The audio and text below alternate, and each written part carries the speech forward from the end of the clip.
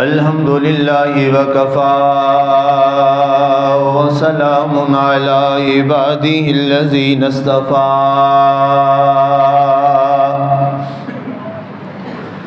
خصوصا على سيد ولد آدم محمد المصطفى والمجتبى والمرتضى وعلى آله وأصحابه لنا مقتدى.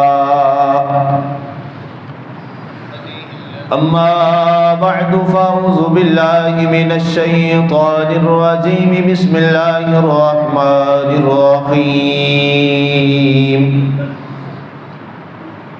وأعدوا لهم ما استطعتم من قوة ومن رباط الخيل ترهبون به عدو الله وعدوكم وآخرين من دونهم لا تعلمونهم الله يعلمهم وما تنفقوا من شيء في سبيل الله يوفى إليكم وأنتم لا تظلمون. فقال النبي صلى الله عليه وآله وسلم: الكفر ملة واحدة. صدق الله وصدق رسوله النبي الكريم المتين الرؤوف الرحيم ونحن على ذلك لمن الشاهدين والشاكرين والحمد لله رب العالمين. ما إن مدحت محمدا بمقالتي ولكن مدحت مقالتي بمحمد. بعد حمد و صلاۃ، معزز سامعین و ناظرین، خواتین و حضرات، آپ کے سامنے قرآن پاک سورہ انفال شریف کی آیہ مبارکہ نمبر 60 اس کی تلاوت کی ہے اور ایک حدیث رسول صلی اللہ علیہ وآلہ وسلم کی تلاوت کا شرف حاصل کیا.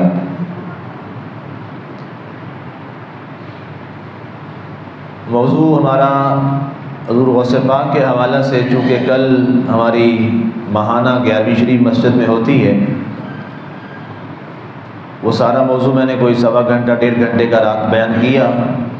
جو عوام موجود تھے، جو نہیں ہیں، وہ یہاں سے سن سکتے ہیں ہمارے پیج پر، وہاں وہ موجود ہے، لائیو چلا اور وہاں موجود بھی پڑا ہے. آج کا وہ موضوع میں نے ڈائیورٹ کیا ہے ایک اہم ایشو کی طرف. اس وقت جو فلسطین کے اندر بربریت اور ظلم یہودیوں کا عروج بام پہ ہے، اس حوالہ سے میں نے آج کے موضوع کا اور خطبہ جمعہ کا موضوع منتخب کیا ہے. اس کو بیان کرنے کے لیے میں نے ایک آیت اور ایک حدیث کو خطبے کی زینت بنایا ہے. آئیے سب سے پہلے اس کا ترجمہ سماعت کیجیے. رب ذوالجلال نے ارشاد فرمایا: وَأَعِدُّوا لَهُمْ مَا اسْتَطَعْتُمْ. اور اے اہل ایمان، تم اپنی طاقت کے مطابق تیار رہو. من قوت ومن رباط الخیل. اپنے جہاد کے گھوڑے تیار رکھو اور اپنی افرادی قوت کو تیار رکھو. ترہبون بہ عدو اللہ وعدوکم. جس سے تم اللہ کے دشمنوں کو اور اپنے دشمنوں کو ڈراؤ. اور وہ لوگ والذین من دونہم، اور وہ لوگ جو ان کے علاوہ اور بھی ہیں ان کو بھی، وآخرین من دونہم جو ہے اس کے علاوہ، اس سے مراد بعض لکھا مفسرین نے، میں آگے بتاؤں گا کہ وآخرین من دونہم سے کون مراد ہے. لا تعلمونہم، تم انہیں نہیں جانتے ہو، اللہ یعلمہم، اللہ انہیں جانتا ہے. وما تنفقوا من شیء فی سبیل اللہ، اور جو چیز تم اللہ کی راہ میں خرچ کرتے ہو، یوفی الیکم، اس کا تمہیں پورا پورا اجر و بدلہ عطا کیا جاتا ہے. وانتم لا تظلمون، اور تم پر زیادتی اور اس میں کوئی کمی نہیں کی جاتی. یہ آیہ مبارکہ کا ترجمہ ہے، آیہ مبارکہ نمبر 60 سورہ انفال. حدیث کا ترجمہ، قال رسول اللہ صلی اللہ علیہ وآلہ وسلم، ہمارے پیارے نبی عالم بنا صلی اللہ علیہ وسلم نے ارشاد فرمایا، الکفر ملت واحدہ، کفر ایک ملت ہے جو ہر جگہ پر اکٹھی. اب سامعین، دو تین چیزیں ہیں جن کو ہم نے سب سے پہلے سمجھنا ہے. نمبر ایک کہ اللہ کے دشمن اور اے اہلیان اسلام تمہارے دشمن، ان کے لیے تیار رہنا ہے ہم نے. اور نمبر تین، قرآن نے جو بیان کیا کہ تیاری کیسے کرنی ہے، اس زمانے میں جنگ اور جہاد کا اہم ترین جو جس سے جہاد جیتا جاتا تھا وہ کیا تھا؟ وہ گھوڑے تھے. جہاد میں استعمال ہونے والے گھوڑے تھے. اسب تازی اسے بولتے ہیں فارسی میں، اور خیل بولتے ہیں اسے عربی زبان کے اندر، فرس بھی بولتے ہیں.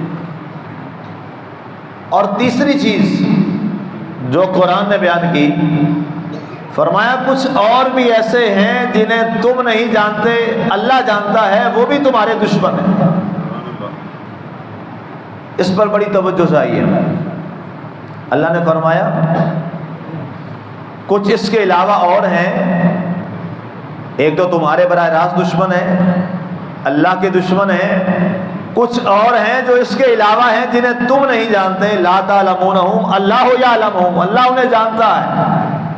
مفسرین نے لکھا ہے اس سے مراد وہ منافق ہیں جو تم سے تو مہرباں ہو کے ملتے ہیں لیکن تمہارے دشمنوں کے ساتھ وہ محبتیں اور ان کی سپورٹ میں کھڑے ہو جاتے ہیں.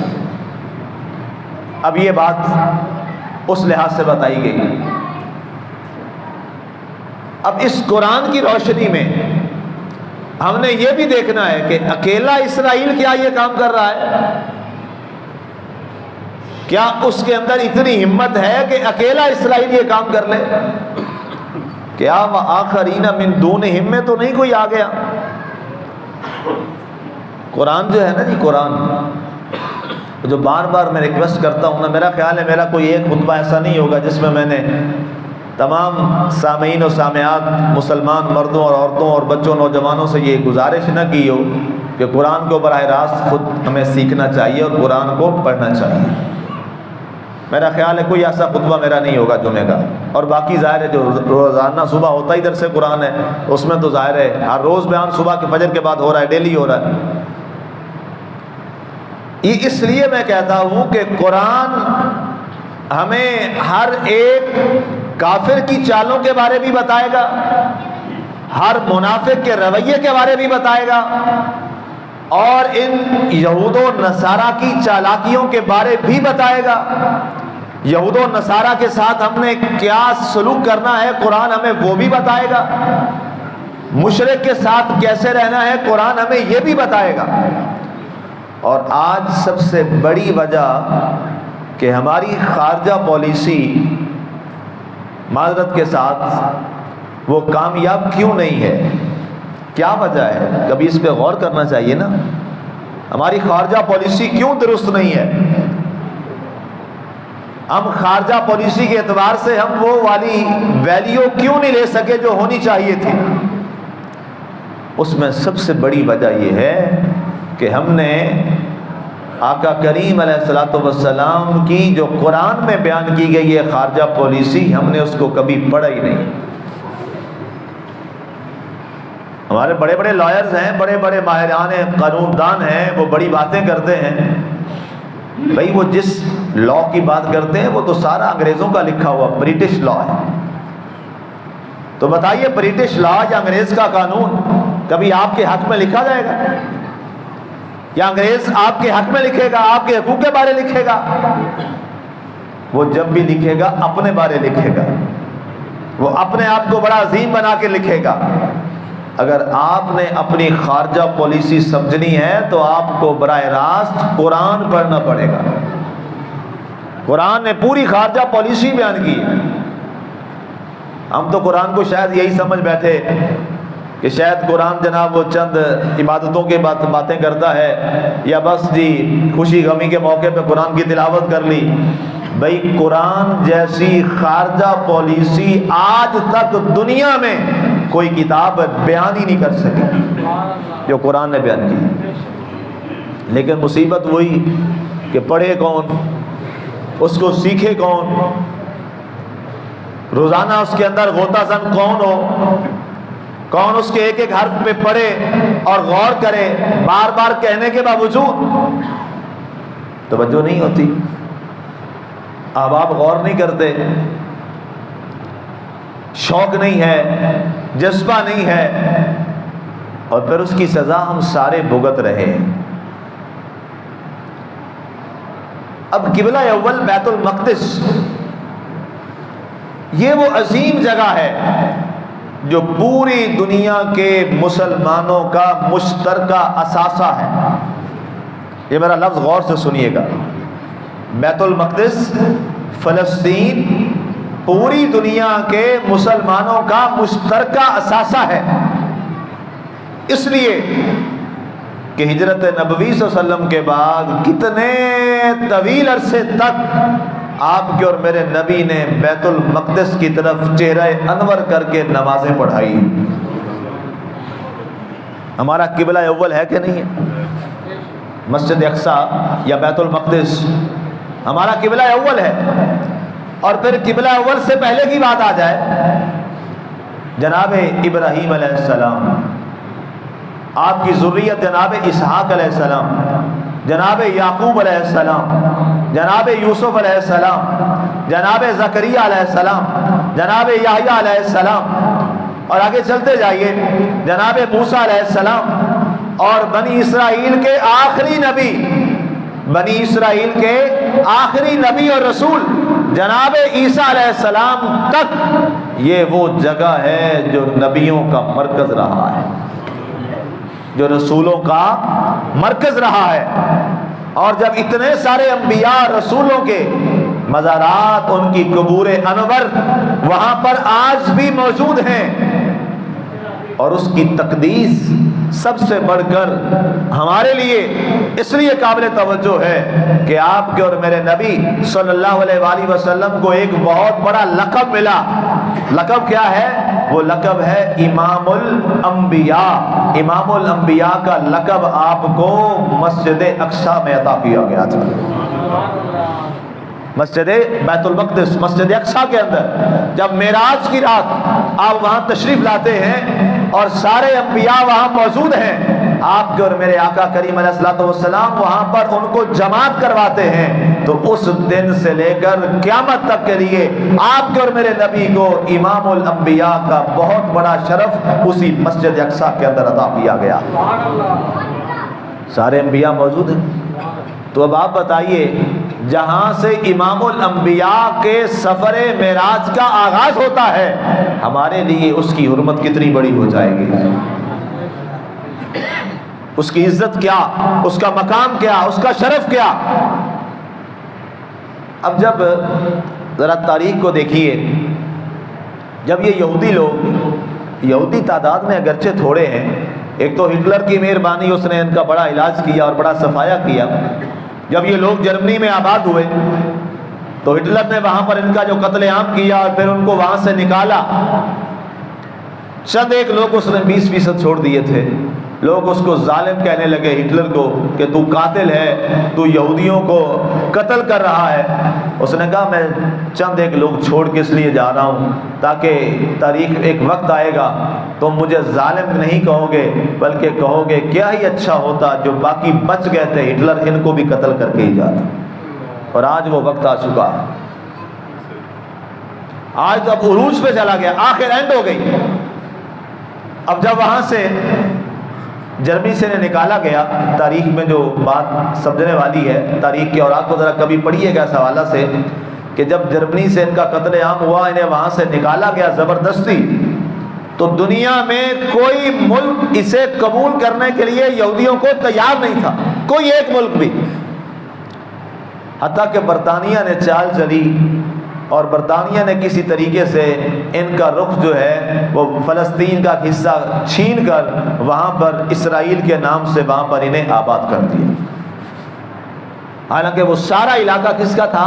وہ فلسطین کا تھا، وہ مسلمانوں کا علاقہ تھا، لیکن اب درمیان میں چہرہ تو اس کا سامنے نہیں تھا، لیکن ظاہر ہے تاریخ کسی باپ کو چھوڑتی تو نہیں ہے۔ برطانیہ نے اندرون خانہ چھپ چھپا کر اپنی طاقت استعمال کرتے ہوئے، اس وقت دنیا کا بدماش برطانیہ تھا، اس نے برٹش نے کیا کیا کہ مسلمانوں کے علاقہ جات وہاں سے چھین کر وہاں پر اسرائیل کو آباد کروا دیا۔ اب اس بات کو بھی 70-75 سال گزر گئے، 75 سال گزرنے کے بعد آج تک وہ آگے بڑھتے بڑھتے بڑھتے مظالم مسلمانوں پہ بڑھتے بڑھتے بڑھتے آج یہاں تک حال پہنچا کہ آج کا میں اخبار، کل بھی اخبار میں نے تفصیل سے پڑھا سارا، تو انسان کے رونگٹے کھڑے ہو جاتے ہیں کہ کتنے ہزاروں، یہ تو ابھی وہ ہے جو ہمیں اخبار سے مل رہا ہے، خبروں سے پتہ چل رہا ہے، اب پتہ نہیں کتنے اور لوگ ہوں گے جو بیچارے خبر کی زینت ہی نہ بن سکے، جن کا عطا پتہ ہی نہ چل سکا، وہ بیچارے کہاں ہوا میں اڑا دیے گئے، گھروں میں تھے، اپنے آبادیاں تھیں، وہاں پورا بلاسٹ ہوا تو کسی کا وہاں ذرہ ہی نہ بچا، ان کا تو حساب و کتاب ہی کوئی نہیں۔ یہ تو وہ ہے جو لاش مل گئی، جو تعداد میں کاؤنٹنگ میں آ گئے، ان کی تعداد آج کے اخبار کے مطابق تقریباً 7,500 شہید ہو چکے ہیں۔ ابھی یہ 2-4 ہفتے کے اندر اندر یہ لوگ، میں ان کی تعداد پہلی کی بات نہیں کر رہا، یہ 2-3 ہفتے کے دوران جو یہ معاملہ ہوا ہے، میں یہ وہ تعداد بیان کر رہا ہوں جو ابھی ریکارڈ پہ آ سکی، جن کی کچھ پہچان ہو سکی۔ 8,500 فلسطینی مظلوم ہمارے مسلمان بھائی، بچے، نوجوان، جنہیں بے دردی کے ساتھ شہید کر دیا گیا۔ لیکن اب سوال ہے ایک، اب میں ظاہر ہے بیان کر رہا ہوں، ہم تو صرف بیان ہی کر سکتے ہیں نا، ہمارا تو مینڈیٹ اتنا ہی، خطیب تو خطبہ ہی دے سکتا ہے، عالم دین تو ظاہر ہے وہ بات پہنچا ہی سکتا ہے، فیصلے تو ظاہر ہے ریاست نے کرنے ہوتے ہیں، فیصلہ سازی کا اختیار تو ہمارے پاس نہیں ہے۔ اللہ کے رسول نے 3 درجے بیان کیے ہیں حدیث رسول میں، من را منکم منکرا فلیغیرہ بیدہ، فرمایا تم میں سے جو کوئی برائی دیکھے اسے اپنے ہاتھ سے ٹھیک کرے۔ آقا نے فرمایا یہ ریاست کے سربراہ کی ڈیوٹی، ریاست کا جو سربراہ ہوتا ہے وہ جہاں برائی دیکھے اسے اپنے زور بازو سے اور پاور سے ٹھیک کرے، یہ ریاست کے سربراہ کی ذمہ داری ہے جو اللہ کے رسول نے بیان کی۔ وَإِن لَّمْ يَسْتَطِعْ فَبِلِسَانِهِ، اور اگر اس کے پاس یہ مینڈیٹ نہیں ہے تو فرمایا وہ اپنی زبان سے اس کو بیان کرے۔ آقا نے فرمایا یہ میری امت کے علماء کی ذمہ داری ہے، ہم جہاں برائی دیکھیں گے، ہم جو غلط دیکھیں گے، ہم اس کو لوگوں میں بیان کریں گے کہ یہ غلط ہے، یہ ٹھیک نہیں ہے، ہمارا مینڈیٹ یہ ہے۔ اس سے زیادہ ہمیں اختیار اسلام نے نہیں دیا کہ میں آپ سے کہوں جناب بندوقیں اٹھا لو، آؤ جی نکل چلیں جہاد کے لیے، نہیں، میرا اسلام مجھے اس کی اجازت نہیں دیتا۔ ہاں، جو ریاست کا سربراہ ہے، جو سپہ سالار ہے، یہ اس کی ذمہ داری ہے کہ جب وہ ہمیں آواز دے اس کے بعد پھر ہماری ذمہ داری ہوگی، ہم کہیں گے آؤ بھائی اب آواز لگ چکی ہے، سارے آؤ جہاد کے لیے۔ اس ملک کا سربراہ آپ کا صدر پاکستان ہے اور سپہ سالار آپ کا آرمی چیف ہے، یہ دو لوگ ہیں، یہ ان کی ذمہ داری ہے، یہ ان کی ڈیوٹی ہے۔ اس کے بعد ایڈمنسٹریٹر میں پرائم منسٹر آ جاتا ہے، یہ تین بڑے لوگ ہیں آپ کی ریاست کے، پریزیڈنٹ ہے، پرائم منسٹر ہے اور آرمی چیف ہے۔ ظاہر ہے وہ براہ راست فوج کا سپہ سالار ہوتا ہے، جس نے جہاد کرنا ہوتا ہے، جس نے لڑنا ہوتا ہے۔ اب یہ ذمہ داری ان کی ہے کہ یہ کس انداز میں ریاست کے طور پر مسلمان آج مظلومیت کے ساتھ شہید ہو رہے ہیں، ان کے ساتھ کیسے کھڑا ہونا ہے، یہ فیصلہ یہ تین لوگ کریں گے۔ یہ ان کا مینڈیٹ ہے جو اسلام نے بھی نے دیا اور ریاست کے آئین نے بھی نے دیا۔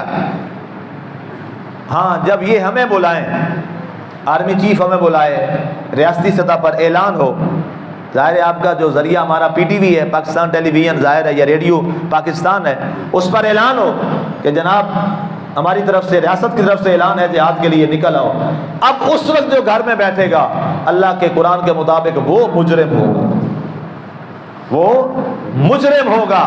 اب اس کو ریاست کی آواز پر فوراً آنا پڑے گا اور جہاں جہاں اس کی جو طاقت ہے، قوت ہے، اسے وہاں صرف کرنا پڑے گی۔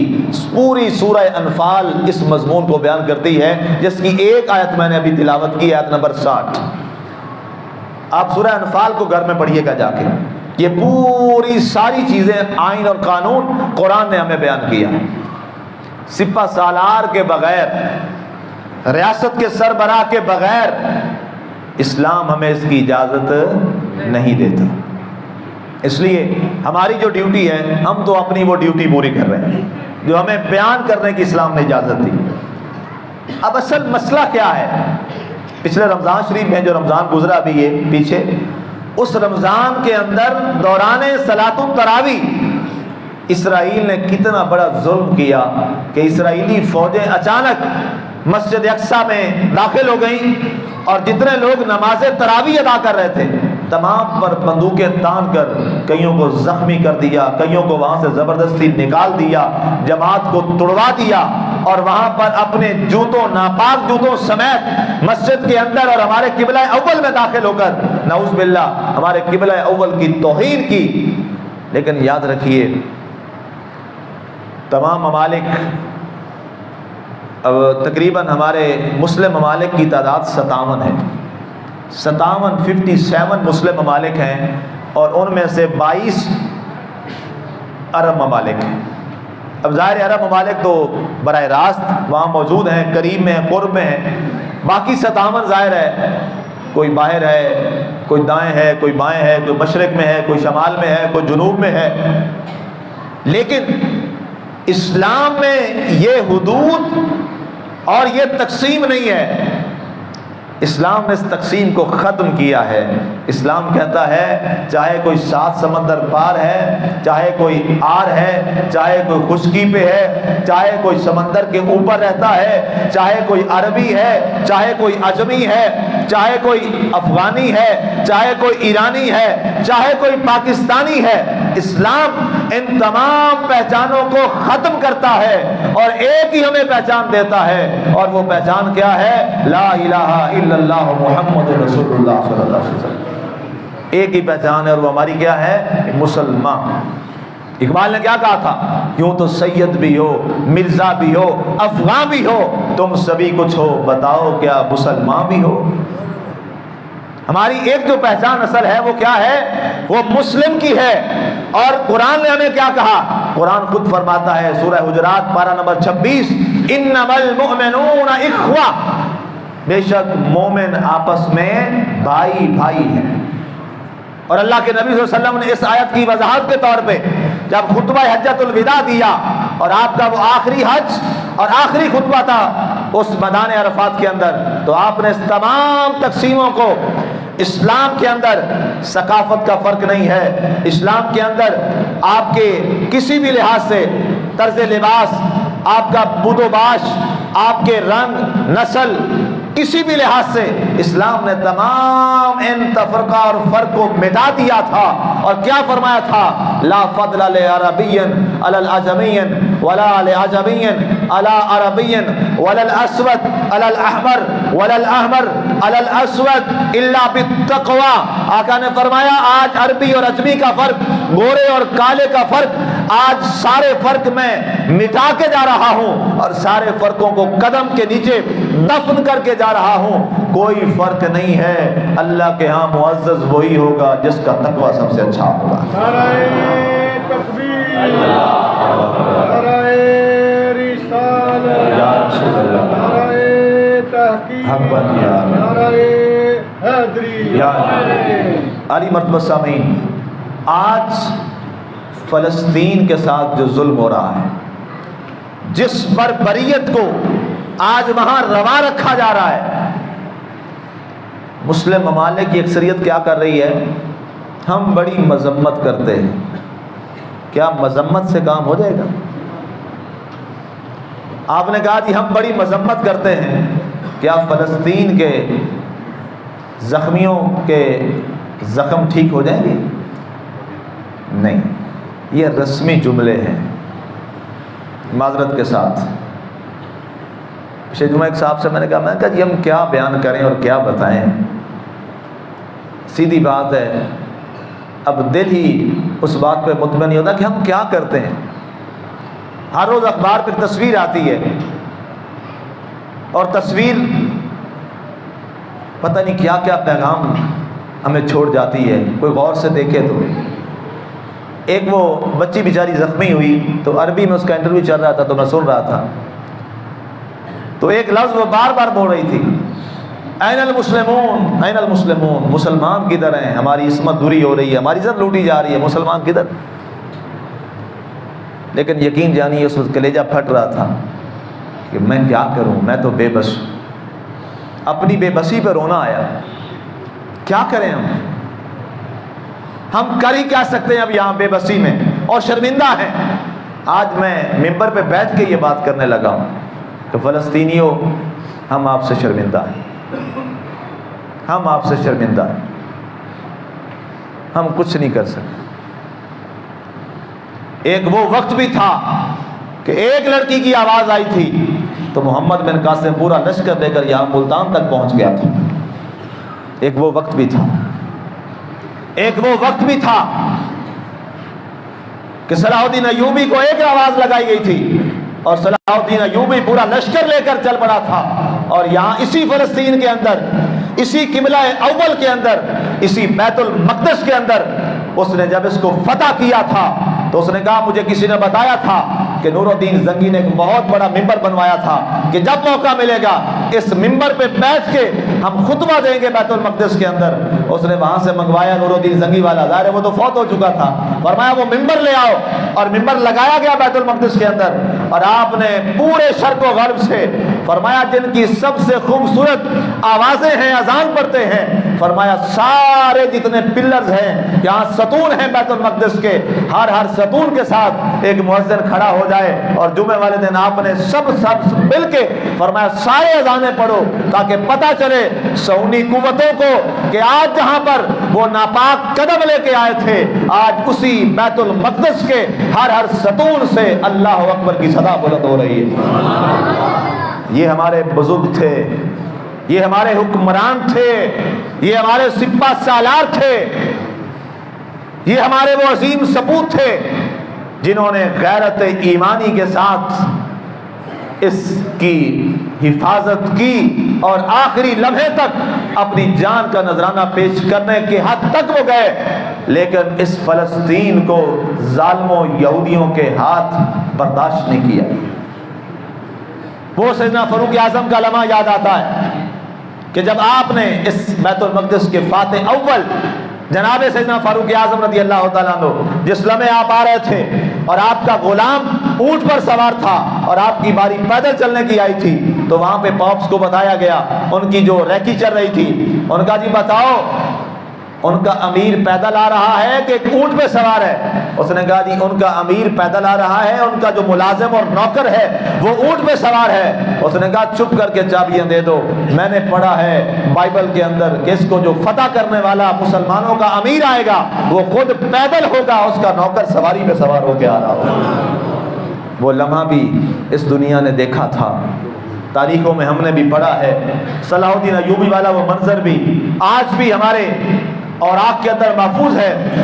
آج دوبارہ فلسطین، آج پھر بیت المقدس آواز لگا رہا ہے، کوئی آئے فاروق اعظم کے جذبے والا۔ آج 57 ممالک سے آواز لگا رہے ہیں وہ ستون، جن ستونوں کے پاس کھڑے کر کے صلاح الدین ایوبی نے اذانیں پڑھوائی تھیں، آج وہ ستون کہتے ہیں کہاں گئے صلاح الدین ایوبی کے وارث؟ آج کوئی نہیں 57 ممالک میں، کوئی تو اٹھے جو صلاح الدین ایوبی کا وارث بن جائے۔ چند ایک ممالک ہیں، حماس ہے، ایران ہے، خاص طور پہ جو فرنٹ لائن پہ آ کے لڑ رہے ہیں، اللہ ان کی مدد فرمائے۔ باقی ظاہر ہے معاملہ ترکیہ ہے، وہ فرنٹ لائن پہ آئے ہیں، اللہ ان کی مدد فرمائے۔ اس کے علاوہ جو بھی جس انداز سے اس کی مدد کر رہے ہیں، ہماری ریاست کے لوگ بھی بیان دے رہے ہیں، لیکن میں نے عرض کی کہ ہم شرمندہ ہیں، ہم اپنے بہن بھائیوں ان شہید بیٹیوں سے شرمندہ ہیں۔ ہم نے وہ حق ادا نہیں کیا جو کرنا چاہیے تھا۔ ہم حاضر ہیں جی، لیکن ظاہر ہے ریاست کا آئین ہمارے سامنے ہے جو ہمیں قرآن و حدیث نے دیا، ہم تو اس آئین کے پابند کھڑے ہیں۔ میں نے بتا دیا ہمارے 3 بڑے ہیں، یہ 3 ہمارے بڑے ہیں کہ ہمیں آواز لگائیں، انشاءاللہ ہم ان کو کہیں گے تو آپ پیچھے رہیں، ہم آگے جاتے ہیں، ہم آگے جاتے ہیں، لیکن ہمیں اجازت تو دیں نا، ہمیں بلائیں تو صحیح، ہمیں آواز تو دیں۔ ایک وہ وقت بھی تھا اگر وہ 7 سمندر کاشغر میں اگر کسی کو کانٹا چبھتا تھا تو عرب کی ساری زمین تڑپ جاتی تھی کہ وہ چائنا کے اندر ایک مسلمان کو کانٹا چبھ گیا۔ اقبال نے کہا تھا نا، ایک ہو مسلم حرم کی پاسبانی کے لیے نیل کے ساحل سے لے کر تا خاک کاشغر۔ کہا ہمارا تو حدود اربع یہ ہے کہ پوری دنیا میں ہر ملک ملک ماست کہ ملک خدائے ماست۔ اقبال کہتا ہے، اس نے کہا ہر ملک ہمارا ملک ہے۔ انہوں نے کہا جی انگریز بھی رہتے ہیں فلاں ملک، اس نے کہا نہیں، ہر ملک ملک ماست کہ ملک خدائے ماست، ہر ملک ہمارا ملک ہے، اس لیے کہ وہ ہمارے خدا کا ملک ہے، خدا ہم مسلمانوں کا ہے اور ہم مسلمان خدا کے بندے۔ اقبال نے تو سارا محلے وقوع ختم کر دیا، اقبال نے تو ساری حدود ہی نکال دی۔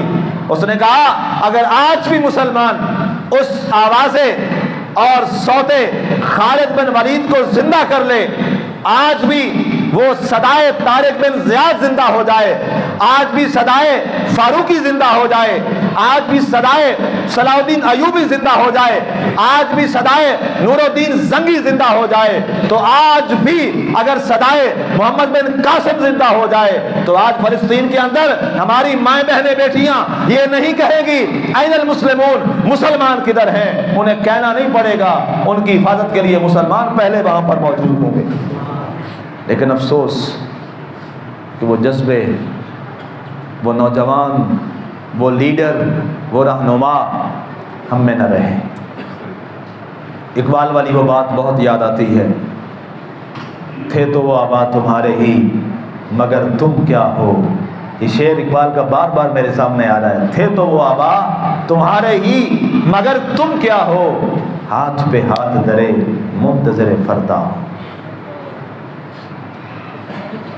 اب دل ہمارا سپارہ ہوتا ہے، ہم تو اپنی کتابیں نہ بچا سکے، کتابیں اپنے آبا کی جو دیکھیں یورپ میں تو دل ہوتا ہے سپارہ۔ اب بغداد ٹوٹ گیا، سکوت غرناطہ ہو گیا، کیا ہوا؟ تم تو اپنی کتابیں نہ بچا سکے۔ دریائے دجلہ کا ایک کنارہ سیاہ تھا اور ایک کنارہ سرخ تھا، سرخ مسلمانوں کے خون سے تھا، اقبال کہتے ہیں، اور سیاہ تمہاری کتابوں کی سیاہی سے تھا۔ کہاں گئے وہ لوگ؟ کہاں گئے وہ تمہارے پاسباں؟ اقبال نے کہا کہ گنوا دی ہم نے اسلاف سے جو میراث پائی تھی، گنوا دی ہم نے اسلاف سے جو میراث پائی تھی، سریا سے زمین پر آسمان نے ہم کو دے مارا۔ ہم آسمان کی بلندیوں پہ کبھی ہوا کرتے تھے، آج زمین پہ پٹخے پڑے ہیں، ہمارا پرسان حال کوئی نہیں۔ سلامتی کونسل میں 5 ملک ہیں، ان میں سے ایک بھی مسلمان ملک نہیں۔ معلوم ہے آپ کو؟ سلامتی کونسل جو دنیا کی ہے اس میں ایک بھی مسلم ملک نہیں ہے۔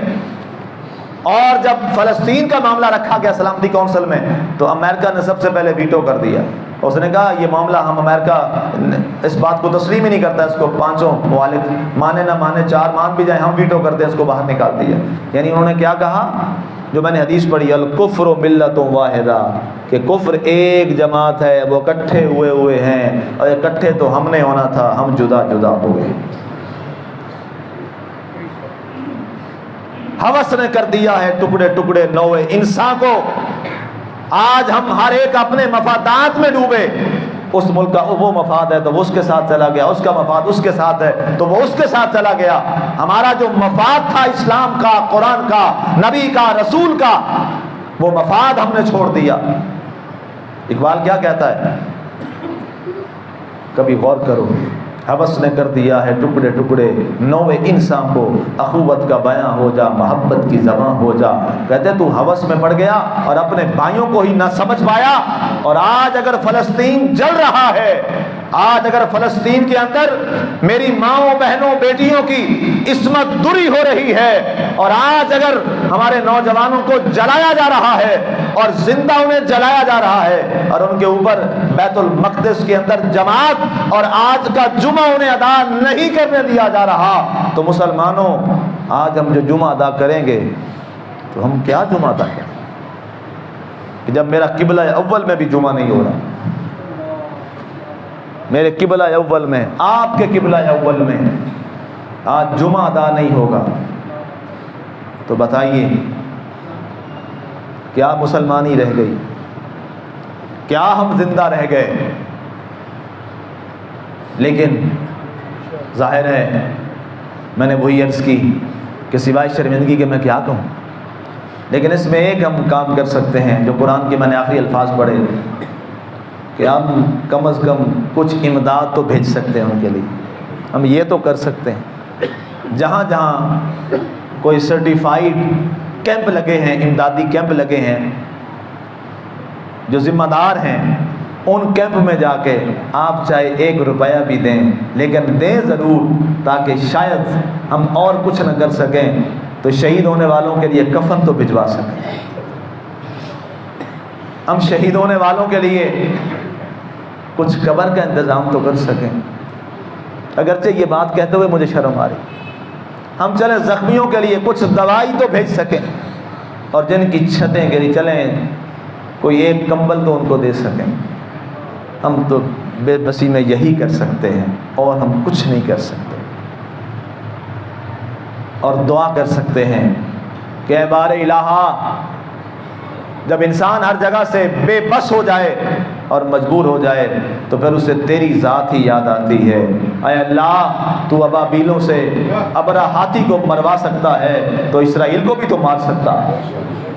یا اللہ تو ہی کرم کر دے، ہم نکمے نالائق اور ہماری نالائقیاں تیرے سامنے ہیں، اے میرے مالک اب تو ہی معجزہ کر دے، اے اللہ اب تو ہی معجزہ کر دے اور کرم کر دے کہ ان ظالموں کو تباہ و برباد کر دے، اور ہمارے قبلہ اول کو دوبارہ مسلمانوں کی جبینوں سے سجا دے۔